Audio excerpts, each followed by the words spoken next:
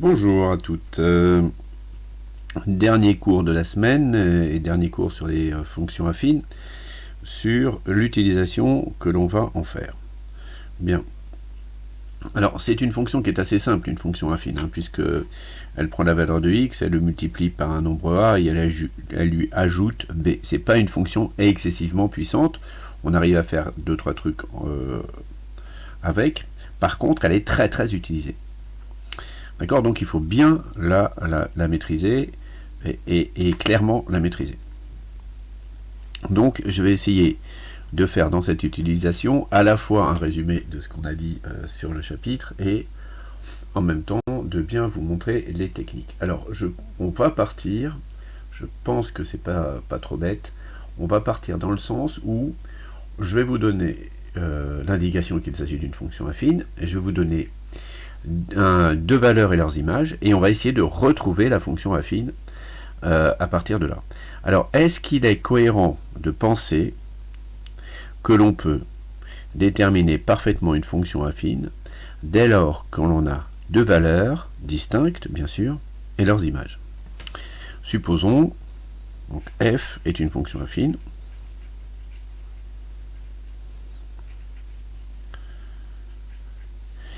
On va dire que par exemple f de 2 est égal à 3 et f de, je sais pas moi, 5 est égal à 7. Par exemple. Voilà. Et maintenant, mon job, ça va être de déterminer la fonction. Alors, évidemment, est-ce que c'est possible? Avec ces trois informations, est-ce qu'on peut trouver la fonction f? Oui. Pourquoi on peut la trouver? Parce que dire qu'on a un point et son image, une valeur de x et son image, ça veut dire qu'on a un point de la droite. Si on a une valeur de x et son image, ça veut dire qu'on a un deuxième point de la droite. Et comme il passe une droite et une seule par deux points distincts du plan, eh bien, on va déterminer la fonction f sans aucune difficulté. Très bien. Comment pourrait-on faire pour déterminer la fonction f? Alors, plusieurs techniques. D'accord? En fait, en réalité, trois techniques. La numéro 1, la numéro 1,5 et la numéro 2. La numéro 1, on va placer des points dans un repère et on va regarder si on peut se débrouiller avec. D'accord? Alors. Donc, je fais un repère. Voilà. Je mets mes unités, ma flèche. Ça, c'est l'axe des x. Ma flèche. Ça, c'est l'axe des y. Voilà, ça y est, j'ai fait mon repère.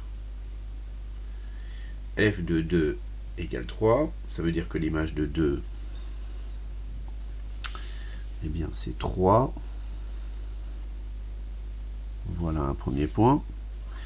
Alors, on peut dire que A, qui a pour coordonnées 2, 3, on est d'accord, A appartient donc à CF, et B, donc, qui va avoir pour coordonnées 5, 7, ça tout le monde suit, B va aussi appartenir à CF. Plaçons 5, 7. Oh, je ne sais pas si je vais y arriver. Moi, j'ai pris des valeurs un peu stupides. Enfin, bon, c'est pas grave. Alors, 1, 2, 3, 4, 5. Donc 5, je suis là. Vous avez des carreaux, c'est quand même nettement plus facile. 7, juste. Juste, voilà. À droite. On est comme ça.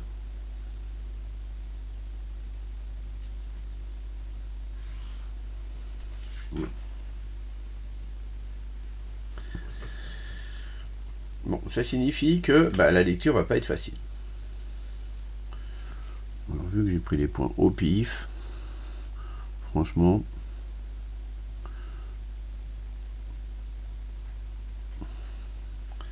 Voilà, je m'en sors plutôt pas mal. Alors, comment faire maintenant pour calculer A? Alors, ce que je vous expliquais, la lecture graphique, à partir du point... Alors, ce que vous pouvez faire systématiquement, c'est plus simple. À partir du point que vous choisissez sur votre droite, n'importe lequel, d'accord? Enfin, il faut mieux avoir ces coordonnées quand même. Évidemment. Vous allez, en utilisant une horizontale et une verticale, aller jusqu'à B. D'accord? C'est ça que j'appelle former un triangle. D'accord? On va de A à B en utilisant une horizontale et une verticale. Bien. À ce moment-là, ici, j'ai 3 unités. Et ici, j'ai 4 unités. Ok. Bon, ce qui me prouve que ma distance AB égale 5 parce que ça fait un triplet pythagoricien. Bon, enfin, ça, c'est l'année prochaine que vous apprendrez à calculer la distance entre deux points. Alors, donc cette distance AB, c'est pas compliqué, hein, il suffit de faire Pythagore, 3 au carré plus 4 au carré égale AB au carré, et puis voilà, c'est plié. Enfin, bon, ça tue pas le chat. Hein. Voilà, c'est une des utilisations de Pythagore. Donc, c'était pas ça mon job. Mon job, c'était pas de calculer la distance entre A et B. Mon job, c'était de donner la pente de la droite. Et, maintenant, vous avez compris, la valeur de A, le coefficient directeur de la droite, moi j'aime bien l'appeler pente. Donc là, il est positif parce que ça va du bas vers le haut. Donc A, ici, il est égal à, donc, 4 tiers. Verticalité sur horizontalité. Je prends un point n'importe où sur la droite dont je connais les coordonnées. Je vais rejoindre en faisant une horizontale puis une verticale un autre point de la droite. Je peux commencer par une horizontale, puis une verticale, je veux dire, puis une horizontale. Ça change absolument rien. D'accord? Si j'étais parti d'abord verticalement, puis horizontalement pour aller de A à B, j'aurais quand même trouvé 4 ici et 3 ici. Ça n'aurait rien changé du tout. Bien. Voilà, j'ai trouvé la valeur de A. Normalement, vous avez compris comment on trouve la valeur de A. Vous ne voyez pas, mais j'ai écrit là. A égale 4 tiers. Bien. Maintenant, il faut trouver la valeur de B. Alors, pour les meilleurs en calcul mental, c'est assez facile. Après, si cette technique là ne marche pas, j'ai d'autres solutions. Je sais qu'ici, comme A il a pour ordonnée 3, je suis à 3. Donc, je vais aller, il me faut 2 unités pour aller jusqu'à l'axe des ordonnées. Et à chaque unité, je descends de 4 tiers. Donc là, je vais descendre de 4 tiers, et là, je vais redescendre de 4 tiers. Comme je suis parti de 3, B, il vaut 3 moins 8 tiers. 3 moins 2 fois 4 tiers.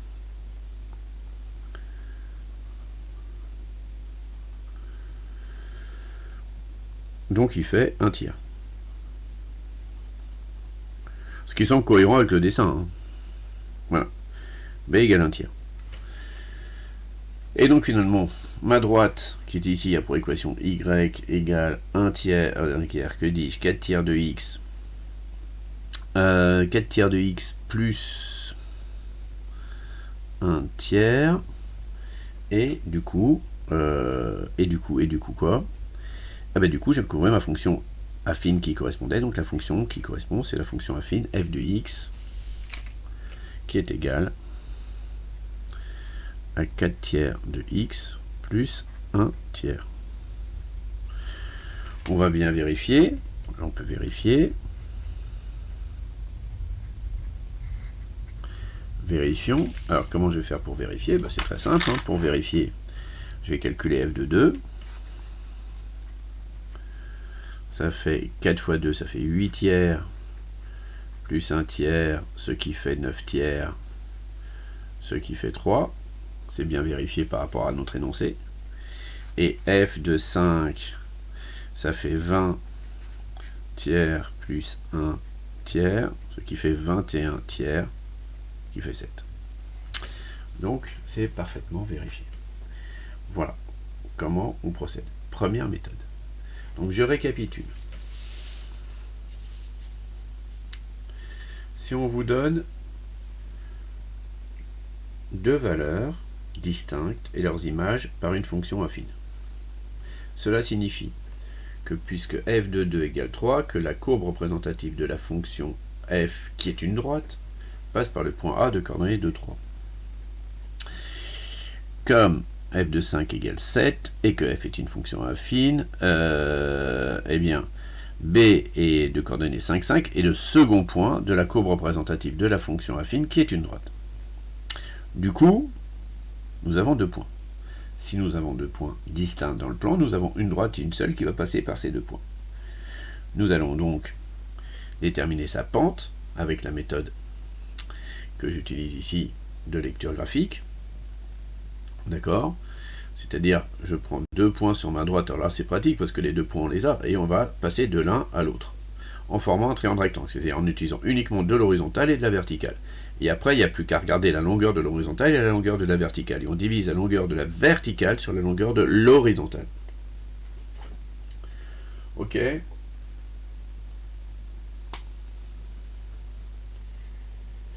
Voilà. Et ça nous donne la valeur de A, après avoir déterminé le signe, en regardant si ça monte ou si ça descend. Plus si ça monte, moins si ça descend. Voilà. Ça, c'est la première méthode. Je vais procéder à une deuxième méthode.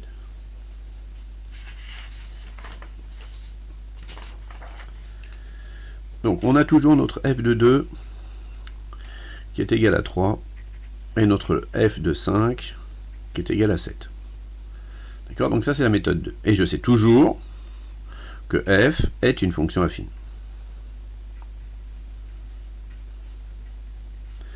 Parce que ce que je raconte, c'est absolument faux si on ne sait pas que f est une fonction affine.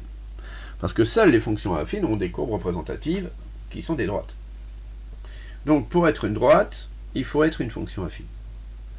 Avec les cas particuliers de la fonction linéaire et de la fonction constante.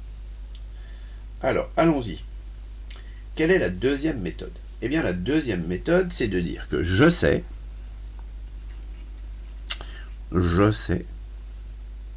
que l'expression d'une fonction affine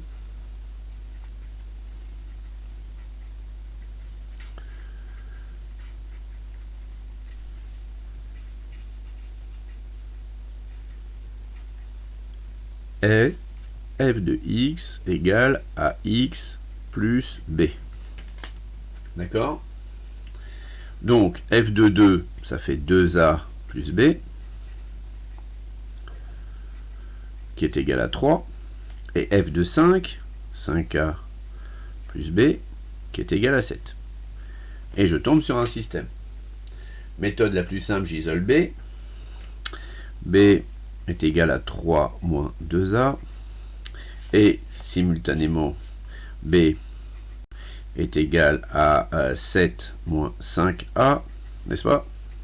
Je garde la moins moche, b égale 3 moins 2a, et je dis que nécessairement b égale b, donc ça me fait 3 moins 2a égale 7 moins 5a. Pour l'instant, c'est hyper simple, hein, j'ai rien fait de sorcier. Donc là, j'ai dit que b égale b, donc ça égale ça. Donc ça me fait une équation de niveau même pas cinquième. Si elle est cinquième, soyons gentils. Et b égale 3 moins 2a. J'ai gardé dans des deux équations la moins moche, parce que là, je vais trouver la valeur de a. Il faudra que je remplace la valeur de a ici pour trouver la valeur de b. Donc ça me fait schwing, schwing, je passe les a de l'autre côté. Donc ça fait 3a qui est égal à 4. Et toujours b qui est égal à 3 moins 2a. J'en déduis donc que a est égal à 4 tiers. Et je remplace ici a par 4 tiers pour la valeur de b. Ce qui me fait 3 moins 8 tiers. Et ce qui fait b est égal à 1 tiers.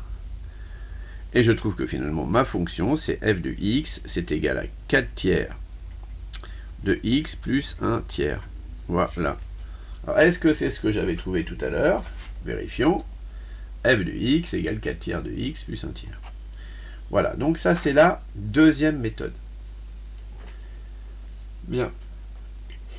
Mais je peux faire une méthode intermédiaire entre ces deux méthodes. Donc première méthode graphique, deuxième méthode parfaitement algébrique. D'accord?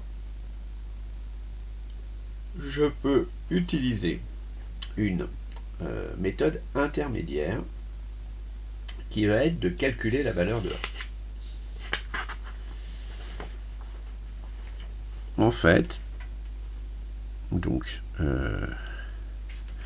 f est une fonction affine. F de 2 est égal à 3, alors que f de 5 est égal à 7. Et il faut déterminer la fonction affine. On n'a pas changé d'énoncé. D'accord? Du coup, maintenant, je vais trouver la valeur de A. Alors, A, il est, en fait, le taux d'accroissement de la fonction. Alors, qu'est-ce que ça veut dire, le taux d'accroissement? Ça veut dire que lorsque tu es dans une montée ou dans une descente, lorsque tu progresses horizontalement, enfin, lorsque tu marches, en fait, tu descends. Vous voyez ce que je veux dire? C'est le fait de marcher qui te fait descendre. En fait, tu n'as pas la volonté de descendre. Tu descends parce que la route descend. Si la route était horizontale, tu marcherais sur une route horizontale. C'est pas ton choix de suivre la route ou pas. Tu suis la route quoi qu'il arrive. Et bien donc, lorsque on a une droite, et bien où qu'on l'on soit sur la droite, on a cette même variation. C'est-à-dire que lorsque je vais faire un pas en avant, de combien je vais descendre pour retomber sur la droite. D'accord? Donc A prend aussi le nom de taux d'accroissement, c'est-à-dire la façon dont on varie, accroissement, variation, dont on varie.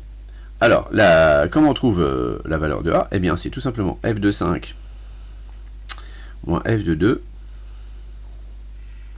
sur 5 moins 2.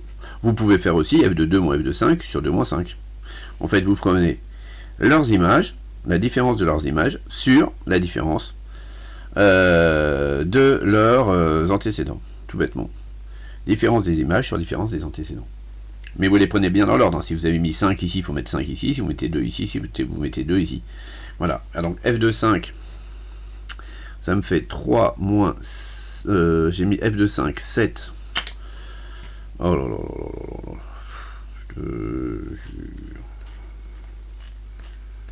Voilà.